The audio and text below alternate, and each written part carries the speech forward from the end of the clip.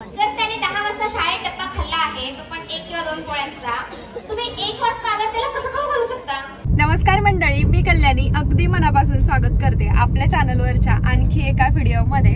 तर आज आहे लाडूची ॲन्युअल डे म्हणजे गॅदरिंग आहे, आपल्या भाषेत सांगायचं झालं तर त्याचा ॲन्युअल डे। आणि फातिमा नगरला जे आहे ना तर तिथे आम्ही चाललोय। आता आम्हाला जरासा उशीर झाला असं आम्हाला वाटतंय। आता बघूयात, म्हणजे 11:45ला तिथं सोडायचंय मुलांना, त्यानंतर 11 वाजता कार्यक्रम जो आहे तो चालू होणार आहे। तर आता जे फर्स्ट पॅरेंट आहेत, म्हणजे ज्यांचं पहिलं मूल आहे ना, त्यांची एक्साइटमेंट काही वेगळीच असते, जशी आमची आहे तशी आहे की नाही लाडू? हा, आमच्या लाडू आणि आम्ही दोघांनी ट्विनिंग केलंय आणि पप्पानी व्हाईट। तर आता निघालोय आम्ही, आता तुम्हाला समोर दाखवते हॉल वरती गेल्यावर काय काय होतंय किंवा लाडूचा कोणता डान्स आहे। आणि त्यांनी आम्हाला सांगितलं सुद्धा नाहीये की त्याचा कोणत्या गाण्यावरती डान्स आहे। म्हणजे टीचर असं सांगतात ना की स्कूलमध्ये सांगू नका घरी कोणतं गाणं आहे ते, म्हणजे रिव्हील करायचं नाही थोडक्यात। तर ते त्यांनी आम्हाला आणखीपर्यंत सांगितलेलं नाहीये। तर आता बघूयात त्याचं कोणतं गाणं आहे आणि कसं काय काय, म्हणजे आम्ही एक्साइटमेंट तर भरपूर आहे, कारण आपले दिवस आठवले ना आपल्याला, कारण आमच्या पण गॅदरिंग असायच्या तेव्हा आम्ही पण असंच करायचं ना। तर आता बघूयात काय काय होतंय। हे लाडू से हाय, से हाय, हाय म्हणायचं फक्त ग। हाय। हा, आणि ड्रेस किती सुंदर दिसतोय। आणि मम्मानी लाडूनी काय केलंय, सेम सेम है की नाही? पप्पानी काय केलंय? Fight fight. तर चला भेटूयात हॉल वरती गेल्यावर। आता येऊन तर पोहोचलोय, पण आता पार्किंग शोधतोय, पार्किंग आहे की नाही इथं काय आम्हाला पण एवढं माहित नाही। आता बघूयात, आम्हाला असा पण उशीर झालाय, बसायला जागा भेटतीये की नाही तेच माहित नाही आता। पिले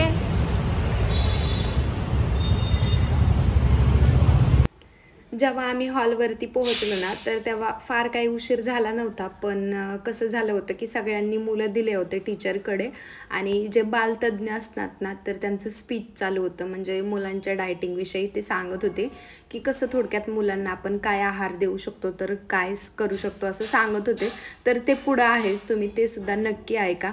जेव्हा आम्ही गेलो तर बरेचसे पॅरेंट्स जे ते वरती गेलेले होते, पण काही काही होते जे ज्यांना ट्रॅफिकमुळे उशीर होतो किंवा काय काय, कार्यक्रम नव्हता चालू झाला, पण जस्ट बालतज्ञांचं जे थोडंसं स्पीच असतं ते चालू होतं। तर इथं आम्ही लाडूचे थोडेसे फोटो काढून घेतले आणि त्यानंतर त्यांनी इथं भली मोठी रांगोळी काढली होती ॲन्युअल डेची, तर ती सुद्धा खूप सुंदर होती आणि सगळीच मुलं खूप एक्सायटेड होती आणि अशा छोट्या छोट्या मुली एवढ्या नटून आलेल्या ना, खूप सुंदर वाटत होतं। आणि सगळ्या मुलांना खूप छान ड्रेस होते आणि सगळ्या थीम त्यांनी ठेवलेल्या होत्या पुढे, ते सुद्धा मी सांगतेच। तर इथं बघू शकता किती छान रांगोळी त्यांनी काढली आहे। आणि मुलांचं ॲन्युअल डे म्हणलं ना तर मुलांपेक्षा जास्त पॅरेंट्सच एवढे म्हणजे एक्सायटेड असतात ना की काय करून काय नाही असं त्यांना होत असतं, जसं की मलाही होत होतं की कसं करतोय लाडू कसं नाही। तर समोर तुम्ही नक्कीच बघा बालतज्ञ काय सांगतात ते।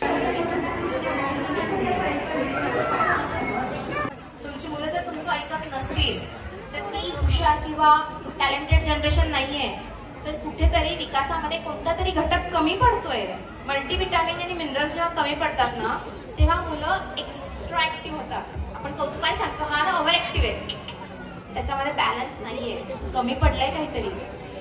12 वर्षापर्यंतच्या मुलांनी किमान 10 तास रोज झोपलं पाहिजे, त्याने दिवसभरामध्ये मी म्हणणार नाही 10-12 पोळ्या नाही, जाऊ द्या 2-3 पोळ्या नाही, एका 10 वर्षाचा मुलाचा आयडियल डाएट, सकाळी उठला कपभर मग किंवा ग्लास नाही, कपभर दूध पिलं, 1 फळ खाल्लं, अर्धी किंवा 1 पोळी खाल्ली, 2 तासांनी परत त्याला थोडासा भाजी पोळी किंवा वरण भात द्या, परत 2 तासांनी एखादं फळ द्या, शाळेत गेला आला। जर त्याने 10 वाजता शाळेत डब्बा खाल्ला आहे तो पण 1 किंवा 2 पोळ्यांचा, तुम्ही 1 वाजता आलात त्याला कसं खाऊ घालू शकता? आणि तो का खाईल? आणि जर तो खात असेल तर याचा अर्थ त्याच्या बॉडीने चुकीचा सिग्नल द्यायला सुरुवात केली आहे। मी जर तुम्हाला सांगितलं सकाळी उठा 2 पराठे खा, 12 वाजता परत 2 पराठे खा, परत 2 वाजता पराठे खा, तुम्ही खाल का? मग पोरांना का खाऊ घालतोय आपण? हे फार चुकीचं आहे। दिवसभरात तुमच्या मुलाने 1.5 पोळी खाल्ली 10 वर्षापर्यंत, तो व्यवस्थित जेवतोय, तुझं वाढतं वय आहे म्हणून तू एका वेळी 1.5 असे 4 वेळा खा. अरे नागी, लिव्हर खराब होईल त्याचं, पॅनक्रिया खराब होतील आणि मग नंतर जाऊन कधीतरी तुम्ही सांगत नाही गॉल ब्लॅडरचं ऑपरेशन झालं, आपलं 50 झालं, या पिढीचं दुर्दैवाने विषित होईल. आणि हे खरं आहे. बालतज्ञांनी माहिती सांगितली. त्यानंतर त्यांची एंट्री झाली आणि सगळ्या टीचरनी सेम टू सेम साड्या घातल्या होत्या, सेम कलरमध्ये. ते सुद्धा खूप छान वाटत होतं. जेवढा मुलांसाठी स्पेशल डे असतो तेवढा टीचरसाठी सुद्धा स्पेशल डे असतो, कारण की त्यांनी 1 महिनाभराची मेहनत घेऊन मुलांना पूर्ण प्रिपेअर केलेलं असतं. त्यानंतर त्यांची एंट्री झाली आणि लगेच दीपप्रज्वलन झालं, त्यांचं फोटोशूट वगैरे सुद्धा झालं आणि त्यानंतर लगेच डान्सला सुरुवात झाली. लगेच वेलकम सॉन्ग झालं. त्यानंतर आपल्या गॅदरिंगमध्ये सुद्धा असायचं गणपती बाप्पाचं गाणं, तर ते सुद्धा झालं. आणि त्यानंतर आधी प्ले ग्रुपचे गाणे होते, त्यानंतर पूर्ण नर्सरी. तर त्यांच्याकडे ॲपल, बेरी आणि चेरी असे 3 म्हणजे त्यांचे क्लास आहेत.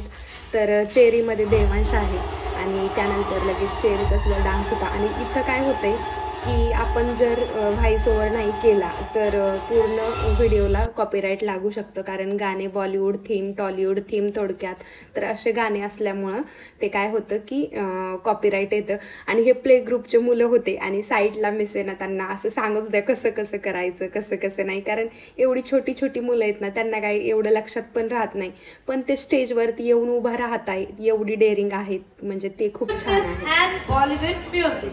Please welcome our nursery kids with a big round of applause. And the kids? रुद्राश Panchal, Shivansh वाडबने, Raut Mitansh, Aditya Naikode, Vighnesh Ambore, स्वरूप सरवले, भवेश पानसरे, शौर्य लोखंडे, आर्यन शिंदे, देवांश सानप, आयुष ॲडलिंग, दक्षता कांबळे, ओवी बिनवडे, श्रावणी पोदार, आरोही Patil, Anvi Mane, Shivanya Mestri, अशिंका मोळे.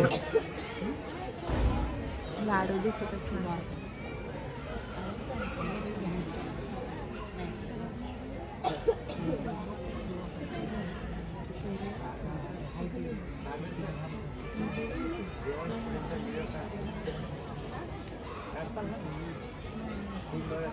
Nursery cherry class Bollywood theme. Start music.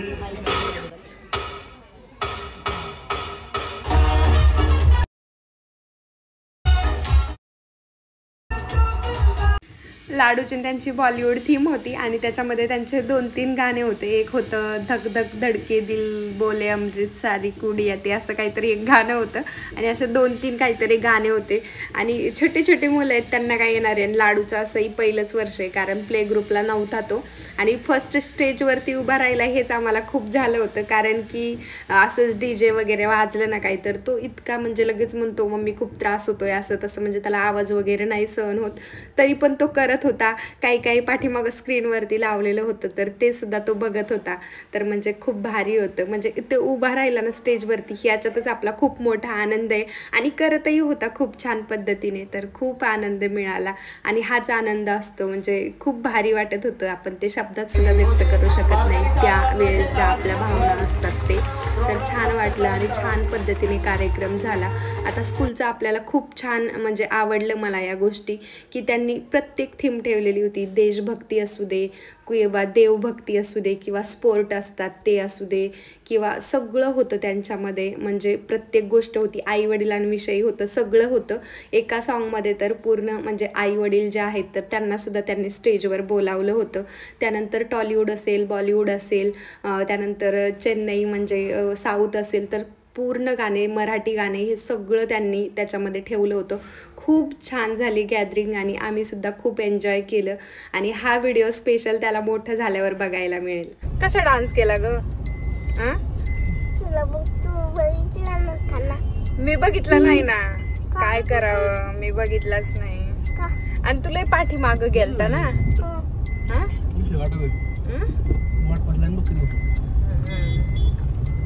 यांची तर आता काय 8-9 वाजेपर्यंत लाईन म्हणजे नंबर येत नाही आता. म्हणजे दिवाळी किराणा वाटप येतं सीता, तर त्याची लाईन आहे, ते बोलत होतो. आहे का नाही पिले? आणि माझ्या लाडूने छान छान डान्स केला ना, फर्स्ट टाइम ना. आणखी पुढच्या वर्षी छान करायचा आहे की नाही लाडू. छान दिसत होता ना लाडू. भूक लागली पप्पाला पण भूक लागली आमच्या लाडूला पण लागली. रडू नाही रडू नाही रडू नाही. आपण दुसरा घेऊ डबल दुसरा घेऊ. रडू नको रडू नको रडू नको. पप्पाला भूक लागली बिस्किट घेतलं माझ्या लाडूचं. नाही बबडे बबडे घरी किती मोठे घरी किती मोठे. बरं आपण डीमार्ट मधून बिस्किट आणलंय ना. रडू नको झोप आली बाळाला. नको ग बाया नको नको नको. यानंतर सगळं आवरून घरी येणार होतो आणि घरी आल्यानंतर आमचा एक कुटाणा वाट बघत होता. पण त्याआधी ना आम्हाला खूप भुका लागल्या होत्या. घरी स्वयंपाकसुद्धा होता, पण ज्या ठिकाणी आम्ही वडापाव खातो ना तर त्या ठिकाणचा आम्हाला आवडतो आणि तिथली गोल कांदा भजीसुद्धा आवडतात, कारण चटणी खूप छान असते त्यामुळे. तर तिथं आम्ही वडापाव खाल्ला आणि आमच्या लाडूला बाकी काही नाही पण वडापाव खूप आवडतो. तर आम्ही कधीतरी अधूनमधून गेलो बाहेर तर नक्कीच त्याला वडापाव खायला देत असतो. चटणी खूप छान असते त्यामुळे आम्ही इकडं वडापाव नक्कीच खातो जेव्हा कधी उघडं असेल तिथे, किंवा जेव्हा कधी आमचं तिकडं जाणं होईल तिकडे तेव्हा आम्ही तिथं वडापाव खात असतो. आणि पुढं जेव्हा आम्ही घरी जाणार होतो ना तेव्हा एक कुटाणा होता पुढे. त्याआधी मी सगळं सामान घेतलं होतं कारण आहोंना चिकन बिर्याणी खायची होती यानंतर. आणि आम्ही घरी आलो आणि मी बॅगमध्ये लॉक लावून चावी घेऊन गेले होते, पण ती चावी कुठं पडली कशी पडली हे माहीतच नाही. त्यानंतर आम्ही घरी आलो आणि ज्या आमच्या शेजारी आहेत, हर्षचा फ्रेंड पण येतो तर आमच्या शेजारी आहेत, मग त्यांनी ते मला कुलूप कापून दिलं. मला तर ते पकडता पण येत नव्हतं पण त्यांनी मला कापून दिलं, त्याच्यामुळे हेल्प झाली. आणि त्यांनी मला ते कट करून दिलं कारण आहो बाहेर गेले होते परत आम्हाला सोडून. आणि एवढा टेन्शन आलं का नाही की आता काय होईल काय नाही माहीत नव्हतं. त्यानंतर बिर्याणीची तयारी करायला घेतली. सगळं सामान आणलं होतं मी. बिर्याणी राईस असेल किंवा मसाले असतील, लाल मिर्च पावडर, बिर्याणी मसाला, आणि हे इकडं चिकन होतं, चिकन बिर्याणी करायची होती. आणि सकाळच्या भाजीसाठी भेंडी कोथिंबीर हे सगळं मी बाहेरून येताना घेऊन आले होते. त्यानंतर काही जास्त शूट झालं नाही.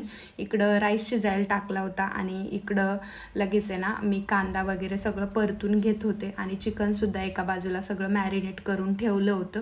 आणि माझ्यासाठी सकाळचंच होतं कारण कंटाळा आलेला. फक्त आहोंसाठी इकडं चिकन बिर्याणी केली होती त्यांच्यासाठी आणि देवांसाठी.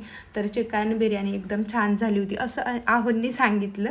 आणि एवढ्यावरतीच गॅदरिंग छान झाली. त्यानंतर येऊन जेवण वगैरे झाले आणि कंटाळा तर खूप जास्त आला होता. तर आजचा व्हिडिओ इथंच संपवते. आवडल्यास लाईक शेअर सबस्क्राईब करा. बाय.